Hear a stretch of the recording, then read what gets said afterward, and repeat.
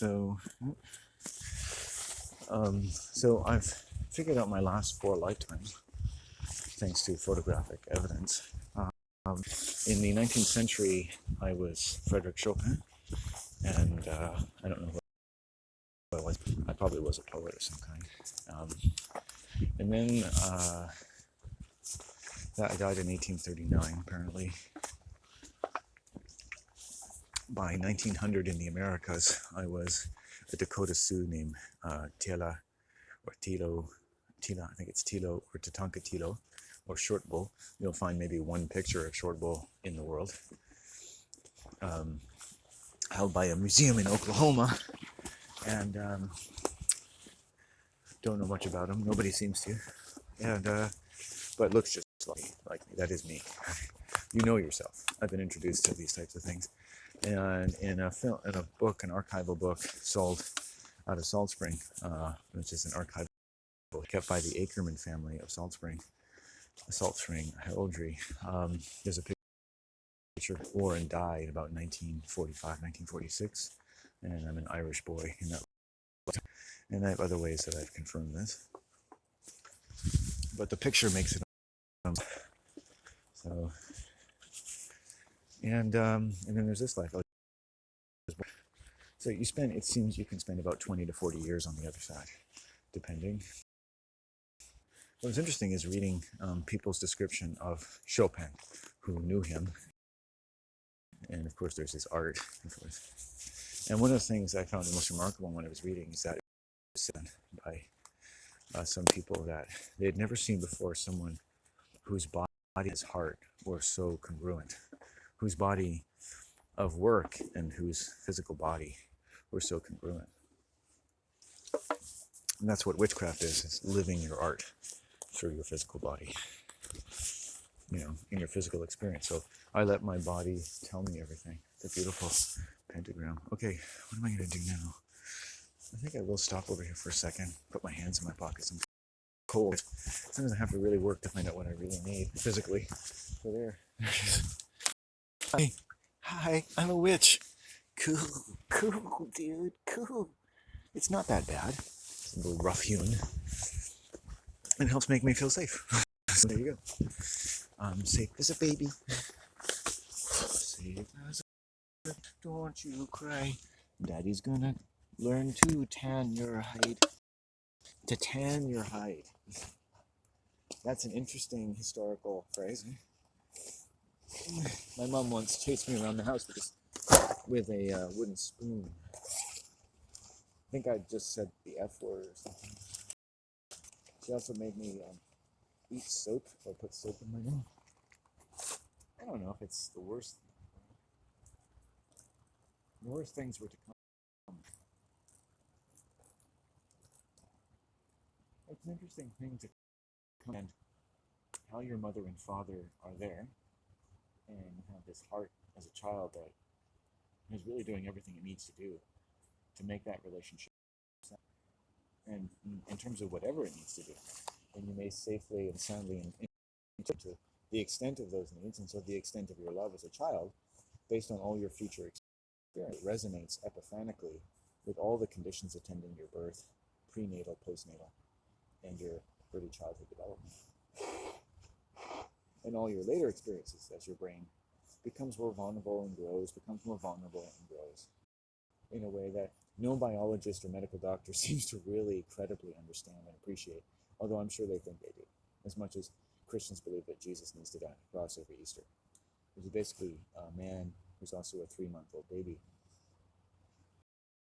It's amazing we don't call that Black Friday. A little bit of Jesus for everyone. He's like the loaves. His body never runs out. They're Jeezys. Eat them every day.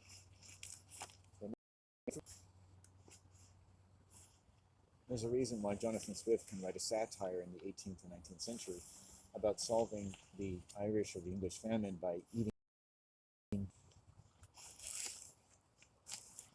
So, cannibalism.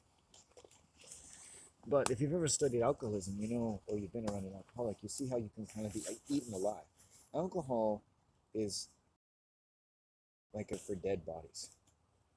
It basically helps to escalate the body dying and putrefying. If you want to become like a zombie or a vampire, drink alcohol, right? And it lowers inhibitions. It fucks up all kinds of the liver, hormones. Like you're starting withdrawal the moment you take a sip of that shit. It's really nasty poison. But it fits into a certain, right, market. And what is a market? Well, it's a range of needs and compulsions that are carved out by an oppressive world that can see things in you that says, hey, here, take this. Feeling low, feeling down, not quite up to the task of being a real human, take that. And now give me a part of your body. Give me some of your time. Give me some of your life. Give me the lives of those people at the side of the road because you had 2 beers that day. Give me all this life. We, in the course of making money, selling, and encouraging drinking of alcohol, we managed to take 3 million human spirits off the earth every year. Alcohol is the ultimate lubricant of death. But by all means, enjoy your beverages while you're basically preparing your body for death and anyone else close to you as well. It's the perfect fluid, not just hypocrisy, but alcohol for an oppressive world. It's a lubricant for all oppressive witchcraft. You'll notice that when I'm out here doing witchcraft, I never drink alcohol. The best way to kill the very heart of my ceremony, is to drink alcohol. But weed, no problem. It's nice out. My mind is dizzy with all my mental occupations. I think I've done well today. I'm going to take a break. I think I'm doing pretty good. I think I'm a good guy. Talked about being the sun. And you notice how I talked about it. So you can't do this thing, You notice how there was like a nice ministration, talking about the sun, the flesh and blood, the king, the power of my voice, the passion in my voice, your voice. And what I was proposing was to me the only sensible way of engaging the system of signals, which is a beautiful, rich, fertile, technical, clinical, even religious word for the entire realm of communication, which is basically everything to humans, right? From communicating life or death or debt or helpfulness or the doctor asking you, do you know your name? Everything. Advertising, subliminals, control, wars, truth, manipulation, acting, the theater, religion, church. It's amazing how we get through the day. You're watching TV and 2 actors are debating Islam on television. You're like, something. This is Allah. He's like, oh, Allah, Allah, ooh la la, ooh la la. They're just state actors. The state, the theater owner, the one who gets the most out of the control, the command of the standard of science, which is telegraphed by one of their greatest works. They who have said in their heart, we will subdue you. They like to chop down your forests. They like to, when you're not looking, torture animals. They have no trouble torturing you. They speak a totally different language. When they're experimenting on monkeys and gerbils, they don't give a fuck about them, right?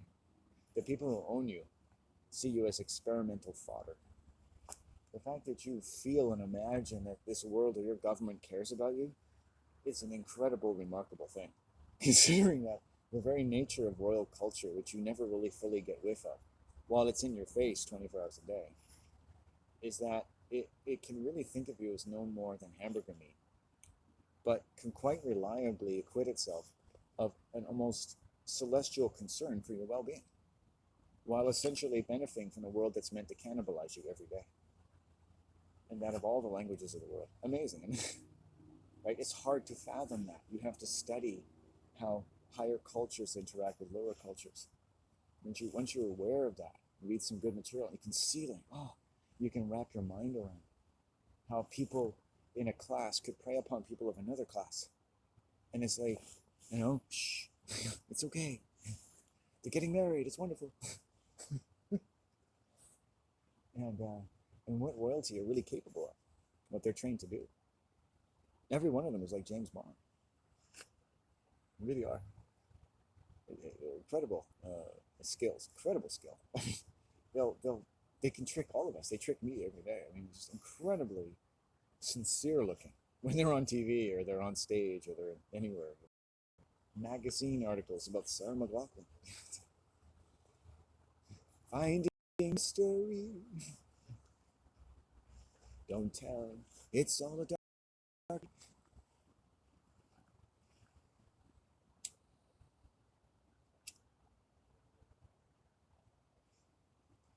No one ever did anything truly genocidal, but that they thought it was good for you. They tell you this in their books. The most powerful people are always righteous people. And what they do to you, whatever they do to us, is righteous. You can bet they're enjoying it. You can bet they feel moved by a great purpose and enjoy a prerogative to also vent off their dominion in various very sophisticated and punning through TV and film. And through the signals which do one thing to you, but preserve a tremendous amount of power for them.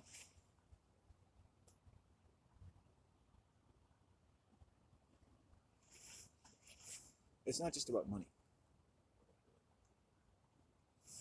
You'll see that every second of television is a negative financial instrument. It's meant to be negative to you. Every moment of television is costing you money. It's costing your health. Now, if you just watch a half an hour or an hour or two a day, and it's a decent show, and it doesn't make you sick, and it doesn't make you lose sleep, and let's hope that, you really have given this some thought, and it's not killing animals or something in it, even then they're going to be perverse.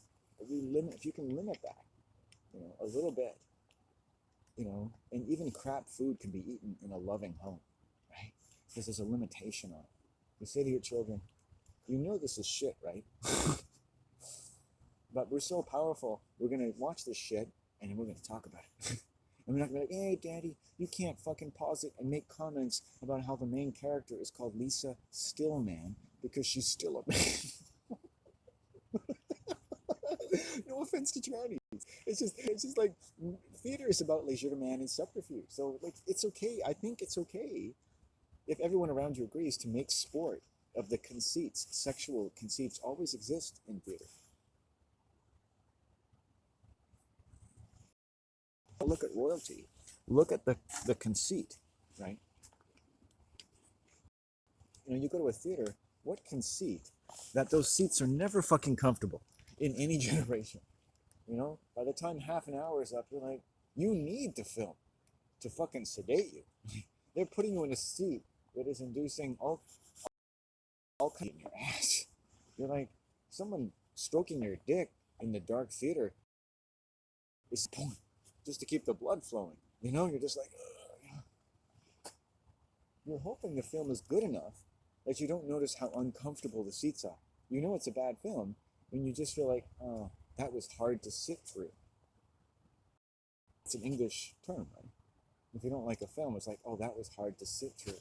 Why? Because it made you uncomfortable. And the seat was never uncomfortable because the film was too uncomfortable or it wasn't stimulating enough or whatever. And it didn't relieve you of the discomfort situation you're in physically. The drug didn't kick in. It's like going to a place that's supposed to torture you, but you're supposed to like it because they give you a couple yellow pills. Hey, you enjoy? Hey, Chad, this is your first time here? Yeah. Dude, man, like, this is making my balls want to go back up in my body. Oh, yeah, it's great, right? I don't think my pills work. This just hurts, man. Oh, come on, don't be a sport. For some reason, I just want to analyze all the fucking things these people are doing. Even you, my friend. There's something wrong with you. Oh, Chad, can't bring you to movies, can we? It's amazing how all these so-called entertainment are there to loosen our boundaries. The whole point of theater is to show you perversion by example, to loosen the bonds of man, the bonds of blood, your loyalty to your blood, and to the information it serves because, or in spite of the fact, in fact, it doesn't agree with what lots of other things might have told you before you even learn to speak. Oh, it hurts. Okay, let's go slow. It's okay. Just do something interesting. I'm gonna go over here. I'm gonna help these people. Oh, I feel better now. Like when you're soothing yourself, all your occupations are to soothe some nameless dread following you around. How are you really free? And yet, royalty can wander from stage to stage and day to day and film to film and roll to roll. And it's like, I'm really quite lucky to live this life of fame and fortune. It's easy for them. And they're always in excellent shape. They have the best diet, the best food. It's not necessarily organic, it's just the best food. The best way of eating, the best knowledge about food and drink, which is what any decent culture would have. And the fact that yours hasn't developed that or seems to have lost that development, it's just another reason to take care of you. You're like infants compared to them. You don't know how to eat. You don't know how to take care of your asshole. Your daughters are spending more time on sex cams and figuring out how to groom their pussy hair, or whether to keep it around at all, so they can get Johnny Tutu to go down on them. When people have more skill in that than they do of an understanding of manners or the works of Louisa May Alcott, something is seriously wrong. It's not just about girls or this. You can pick on things. You can pick on people and say, I don't like that. That's not free. And believe me, whatever pussy that guy gets, it's never going to be free.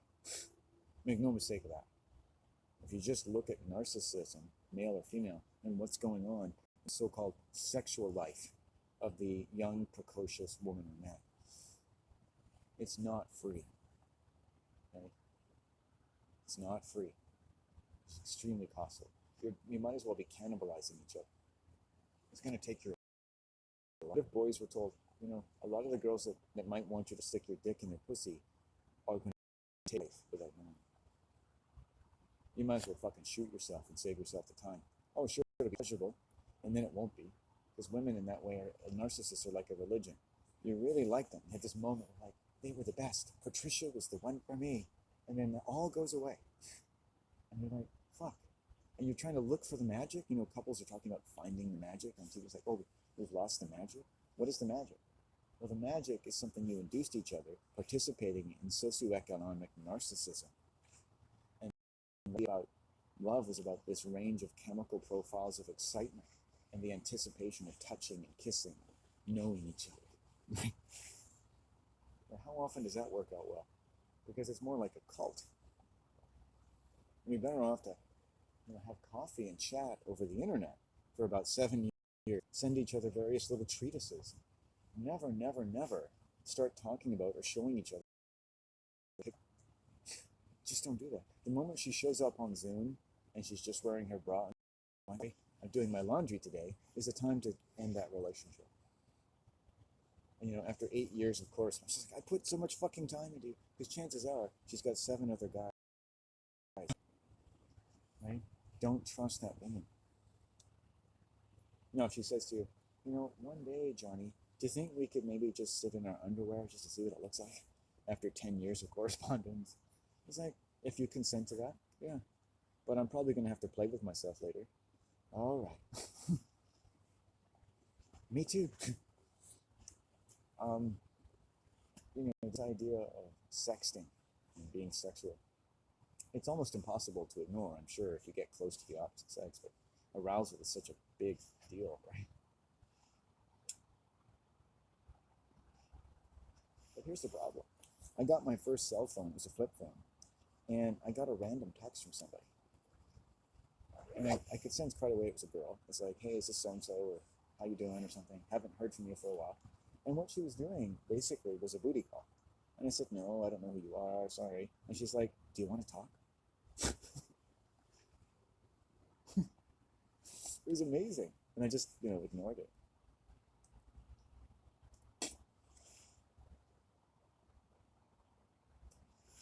There's a lot of desperation in human sex. That's why the strip clubs are always full. Well, they're not always full, but they're always around, aren't they? Okay, I'm gonna get going soon. I think I'm gonna eat a little bit more while I'm busying myself here.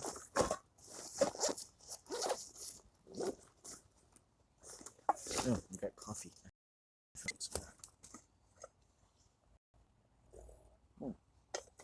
so far a good day. Feels congruent. And then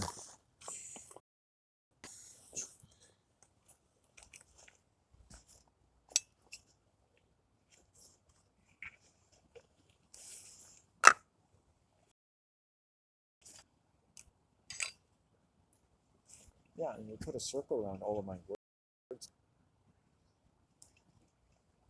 What does it add up to? Is it going to generate an impact? I don't know. I mean, I'm taking, let's say, two things. Taking a powerful yet very diminutive, probably very unpopular human voice, whatever you want to cloak that with. A child has a voice, a man has just a voice. Whether you agree with it, it's a human voice. That to pit itself necessarily against the world.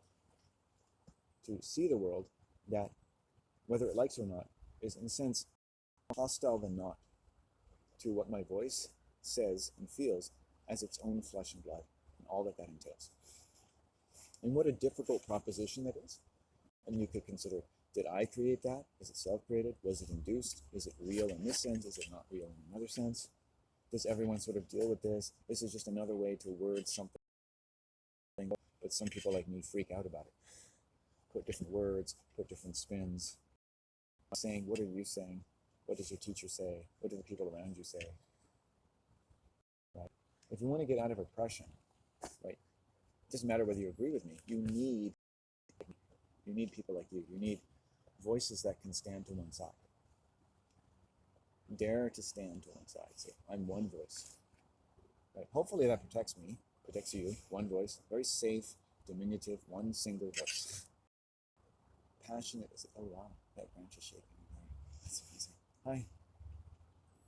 Spirit is passing through.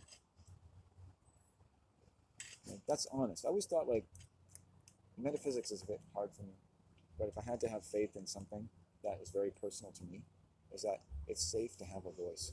It should have a voice. Whatever it says, however angry it is, scared, whatever your age is, you've got something to say.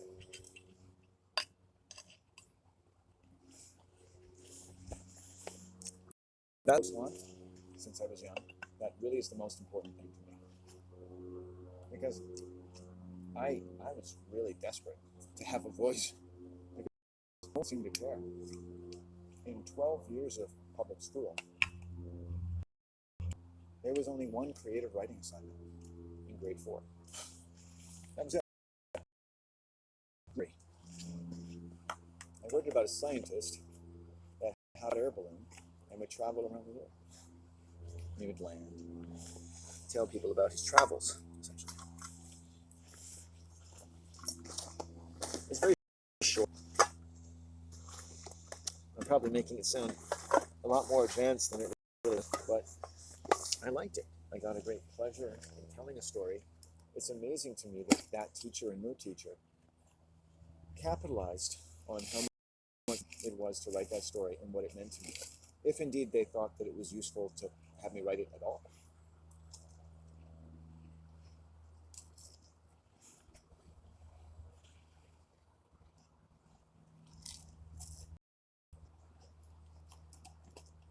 If they thought anything, I'd like to think, no. It gave me a sense of self-esteem enough to believe that maybe they thought, he's a smart young boy. And I kept that story for years and eventually threw it away. But I got the gist of it. It's too bad nobody cared enough about themselves or me to really engage me at that level. Especially given the fact that I chose the craft of writing to do everything, basically, that it possibly could, even if it can't do everything, for what I still had control of by the time I left school, that I thought was useful, though I had as many fears as you might imagine, as many weaknesses as you might imagine, as many failings in growing up properly or working enough or getting into a certain social set or in many respects in terms of how people commonly see things, doing anything worth anything at all, walking around writing poetry, and you find that, even your friends kind of tend to dry up in their interest in your various itinerant wanderings, which basically didn't care. So it never had to dry up because it wasn't there to begin with. But you get the idea. Nobody needs to know. And I thought, thing to me about someone, if I knew someone, would be their daily travels in nature and the kind of thoughts they have. Because if I cared about someone, I would think you have some of your best thoughts when you're getting a lot of fresh air. And I would love the idea that nature is a place that you'd probably always find a treasure or two inside yourself. And in the kind of communal wishing well, that is to me the ultimate source and destiny voice, that you wish well for yourself and your family. It's a right? Wishing well, wishing well, wishing well, wishing well. I wish everybody well, wishing well, wishing well. Isn't that really at the core? That in a by economic sense, blood and energy just rushed into you while you're sleeping and while you're walking. And it was like, wish you well, motherfucker. You're like, and it just brought wellness. And you're like, whoa. And then the trees are like, whoa, back at you, man. You're like, whoa. It's just like, my wishing well is their carbon dioxide, and their wishing well is my oxygen. And that in itself tells you about the wishing well and the force of the real economy, if that's even the right word, of the ecology, of the biology of your original natural estate, in terms of all of the creative intelligence attending the spirit made flesh, as out of the mouth of your mother's womb and your father's eyes and their minds join. Sacred occupation in the heavens and the earth next to the creation of the heavens and the earth. And that was your natural language, or you would never have balls to begin with. You wouldn't even have a pussy. You wouldn't have lips. Your body testified not to even just the nature of creation, but all the laws of creation. It was like a limb of every blood vessel that said, hey, I love being blood and coursing through your fucking body. O Spirit, O King, O Son. O diminutive single voice, as though set away from the cruel, cruel world. Protected, if nothing else, by your honesty in every sense.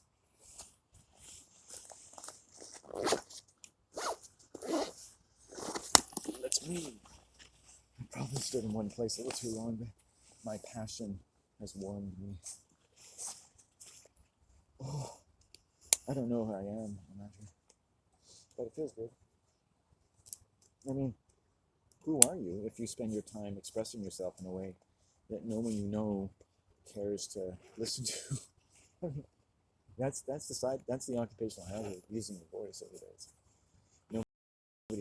It's like nobody knows me. Nobody knows what I really feel.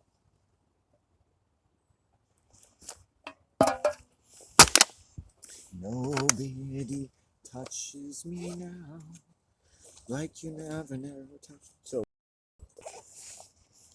I've never been in love with a girl, ever. I'm happy to say that. And no girl I've known was the least bit worth loving, I assure you, being in love with. I don't mean to be rude, I know that sounds cruel, but I mean, it is what it is, Like, women are beautiful and everything, but they're dangerous. They're humans, after all. And you'll notice that of all your trials in life, none are going to be so deep and scathing and shocking as those generated from your very honest and open and unfortunately trusting interactions with other human beings, right? Have you noticed that? Perhaps that sounds a little too pedantic for your taste, but I think some people enjoy the honesty with which I speak. And I think a lot of people's bodies speak that way. It took me many years to find someone who shared my opinion, without knowing my opinion, that the biggest stress in life is people. So if you think that stress has anything to do with being sick, think about what that tells you. Chances are, if you ever get sick and die, it's going to be because of people. It kind of makes you see people differently, right? So whenever I see a TV show and characters are dying or sick or accepting some ignoble rape from the opposite sex, and lying and legerdemain and all kinds of inappropriate illusions that seem really good, because that's the purpose of theater, and seem all too human and yet really never human at all. Because actors, stars are really rats, right? And a star is full of rats. And not Jews, by the way, in case you're wondering. Um, I mean, some of them could be Jewish. I don't think anyone's Jewish or Christian or Islamic. I think before you're any of those things, you're either a decent person or you're not. If you come up to me and you're a Muslim or a Jew or a Christian or anything, and you're like really nice, and you have no reason to tax me or take something from me or rob me of any of my wonderful and customary observations of what I think is a fairly okay reason to think that I can exist safely in this world, then I don't really care what religion you are. And you'll be doing your religion a lot of honor by doing it. I'll be like, wow, that is an amazing Jew. I will definitely put some of your Jew advertising in my newsletter. By the way, Joe is a great Jew. I think Jews are wonderful. Give them your money and your people. Like, whoa, that went a little too far. But yeah, the first thing someone is an animal, right? And you're either an animal who's going to do me harm or an animal that's not going to do me harm. And what you do with people, with humans a lot, is that when I go to the city, actually, but around here, these regions, most of the humans don't give me the body language that indicates they're not going to do me any harm. You go to the city, I remember a couple of Sikh men standing near me, and it's like, they were standing within a foot or two of me, but it was like part of the complex where you're standing. It's very common for that to happen. They were so respectful. I never felt threatened by them. They were giving me the body language that were no threat to you. Do you know people in this area can't do that? Isn't that odd?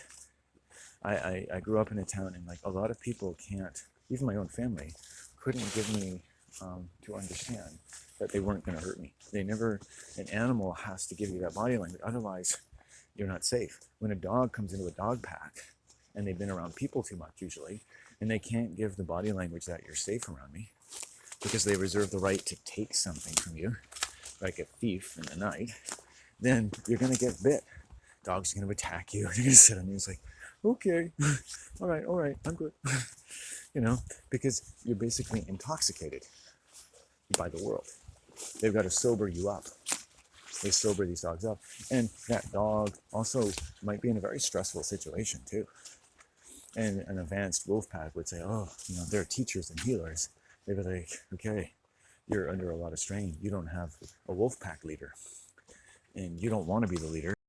And the people that have formed the original bonds with you have fled and left you to wander lonely through the world, satisfying demands that you'll never even be able to articulate, much as they've made themselves so perfectly clear on a non-verbal level. Shit, I think you might suffer from oppression. And you're like, you're the smartest wolves I ever met. Right? Look at the fact that they bit your balls off now because you realize you had a kind of emotional cancer. And now you won't die from it. We're going to take those balls away from you, and we're going to return them when you leave. Because hormones might be a bit of a problem for you. Narcissistic men, or like women,